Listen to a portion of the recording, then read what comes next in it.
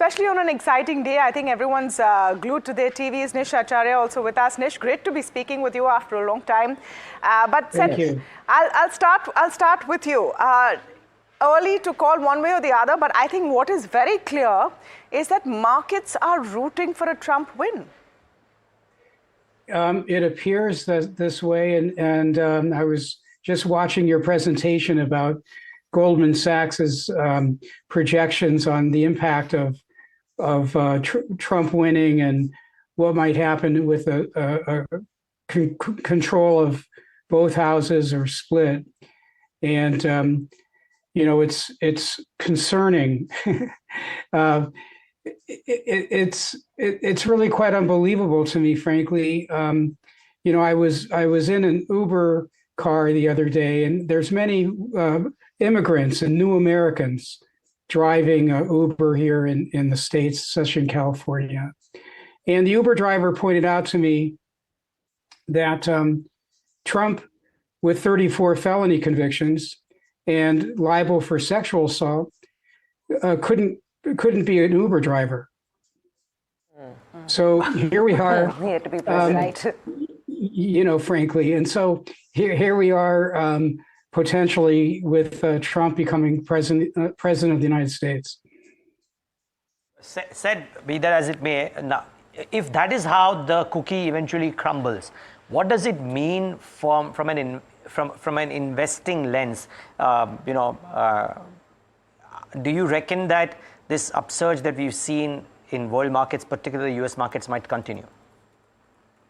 I think it's too early to tell, because there are some Trump policies, and you mentioned one, which is duties, tariffs, saying and so forth, that could have a pretty grave effect, because countries do not pay tariffs.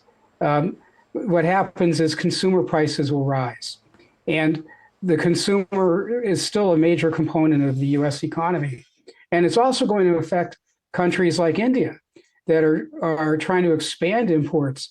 You know, if you think of a very basic kind of export product from India, which is textiles, you know, not even technology or drugs or other things, what might happen to the Indian textile market?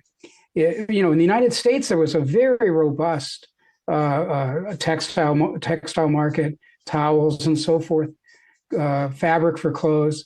So much comes from India. This could have a major impact. Yeah, hi, it's also Samina joining in. I think we can sense your disappointment, but it's still early days, is what we are hoping.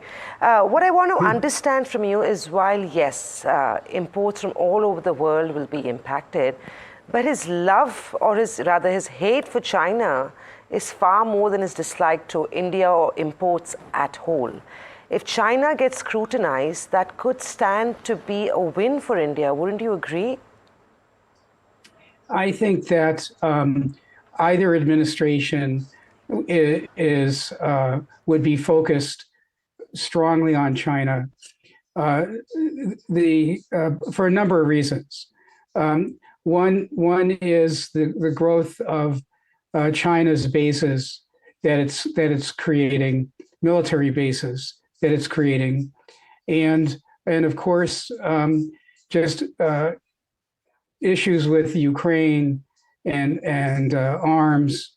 And on the other hand, the Chinese economy is doing very poorly right now, and it has a very bad overhang in the property market. So I think either no matter who wins, we're going to continue having an anti-China political policy. So I don't see either of them particularly being a benefit. I don't think that Trump is stronger. And again, you made the point at the beginning, a lot of this has to do with Congress. You know, presidents can establish some policy statements, but presidents also need the budgets and the allocations of money from Congress to implement many of their policies. And so that is a constraint on both, no matter who wins. Nish, Acharya also with us. Nish, superb to speak with you. You know, I mean, Seth is already dealing with the possibility of a Trump return, but would you say it's done and dusted or early to call? I would say it's far too early to call. I was actually on your network 4 years ago, on your sister network, with a very similar situation. And I reminded the viewers in India that there were several large states that were still left to call and may not be called for 1 or 2 days. And as it happened, Joe Biden won those states and was elected president. So I think any early celebration is completely premature by either side. And the current state is very much up in play. And I also want to remind the viewers in India that the U.S. is actually a democratic nation. The vote totals will be probably 6 million more votes for Kamala Harris than Donald Trump. It's simply the way our system is structured that makes it so close. There has only been one election since 1988 where Republicans have won the total vote. And so that's important to keep in mind. And so it's way too early to celebrate. So for our viewers, Nish, for our viewers, can you take us through, and those who might not be familiar with the method which will be used to actually tally these votes, what happens from here on? I mean, we're looking at the numbers on our screen, which shows 178 for Trump and a 99 for Harris. But of course, you're way off from the halfway mark. What is the process or what are the steps that we need to go through next? So every state is assigned a group of electors based on the number of elected representatives and senators that it has. And in that state, whoever receives the most votes or first past the post, to use the Indian terminology, receives all of the electors for that state. And so California and New York, millions of people will vote for Harris. All the electors will be for the Democrats. Similarly, Texas, Florida, millions of people for Republicans, but all the votes will go to Trump. And so this magic number is to get to 270 of those electors, which is why states like Arizona, North Carolina, Pennsylvania, while not being the largest by far, become important because there whoever goes first past the post gets all of the electors. And so it has outsized importance in our system. And that's why Donald Trump spent the last week in North Carolina. Kamala Harris spent the last week in Pennsylvania, was really to lock in the full prize in each of those states. And again, that's why it'll probably be Thursday before we really have a sense of who's going to win. Nish, so the hope is still there. Seth, don't be too disappointed just yet. We still have some time to go till there's clarity. Well, it did take some effort to find a blue tie to wear on your show. We have Tamanna in a blue suit if that helps. But Seth, I have come ready. No, but Seth, please understand, we have no bones to pick in this fight. We are merely reporting. So just kind of bring out the emotions. We can enjoy from the sidelines. Yes, we can enjoy from the sidelines. We also have Mitul Kotecha, Head of FX and EM Macro Strategy Asia, Barclays, joining in. Mitul, good morning. Thanks for joining in. We've got a divided house, right? So if you have Harris in the White House, the question is, will Wall Street be able to digest higher tariffs and higher taxes? On the other hand, bond markets already showing signs of nervousness. With the possibility of Trump as president, how significant is the risk of inflation surging beyond levels that is comfortable for the Federal Reserve? Well, good morning. And look, first thing I will say is my red tie has no significance at all here. But look, I think that the reality is that we've already seen an initial strong reaction to the Trump wins in various states, but it is really, really early days. And this is a bit reminiscent of the last election. Look, I think we've done a lot of analysis on what it means for rates and FX markets. And what we've found, or at least from our perspective, is that if we do see a Trump win with a red sweep, we could see the US yield curve moving sharply higher across the curve. And in contrast, if we see a Harris win or more of an unlikely event of a blue sweep, you would see yields generally moving lower. But the point, I guess, is that fiscally, both are likely to be expansive. And that means yields generally should remain under some upward pressure. But again, pressure on the back end seems to be more extreme on a potential for Trump winning.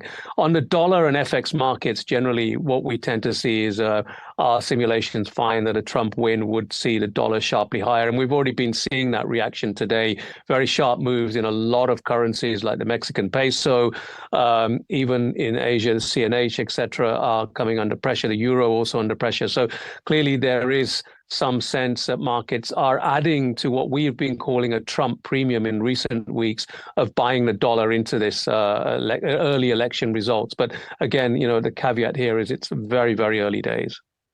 Mitul, the question is though that if indeed it turns out the way the leads are suggesting right now, can we actually look at higher rates versus lower rates in the US? And will that have an impact on flows? Because a lot of people attribute the massive spate of October outflows to pre-positioning for a possible Donald Trump victory and the rate cut trajectory being thwarted. Do you subscribe to that theory? Look, I think the outflows, and assuming you're talking about the Indian outflows, obviously we saw over $10 billion of equity outflows last month, and that clearly was substantial. I mean, there's a number of other reasons here. We can't ignore China, right? There has been some reallocation from India to China in terms of equities. There has also been some nervousness ahead of elections. Again, is that persist? I mean, that sort of outflows were substantial. It seems unlikely to persist. At the same time, bond flows to India will probably continue to benefit from index inclusion. We've got JP Morgan, EM local currency index, for example, the Bloomberg local currency index. So, bond flow should still do reasonably well. Now, as for the RBI, we still think they're going to be cutting rates in December. It's unlikely, India and Indian markets are probably one of the most shielded from US elections than anywhere else. India's much more of a closed economy. The currency is very strongly managed. There's a lot of domestic impetus in equity flows. You've got bond index, which are passive flows. So I don't think we'll see a huge impact on India's markets relative to other markets, nor do I think it has such a substantial impact on RBI policy in the months ahead, with a December cut likely and potentially 2 more cuts into next year coming forward from the RBI. So I don't think it changes the perspective. Now, going back to your earlier question, what about inflation elsewhere? Look, clearly, if we do see tariffs being implemented by Trump and 60% on China, 10% on the rest of the world, that would have an inflationary hit in the US. It could have implications for the Fed. I mean, currently we do think the Fed is going to cut again in December and 3 times next year. It may result in the Fed not cutting as aggressively or as much as been anticipated if we see an inflationary hit, which could be anywhere up to 1% next year in the US with such tariffs. Mitul, hi, Tamanna here. Just trying to get a sense and taking off from what Neeraj asked you about flows as well. A Trump win, a stronger dollar, a more focus on investments coming into the US.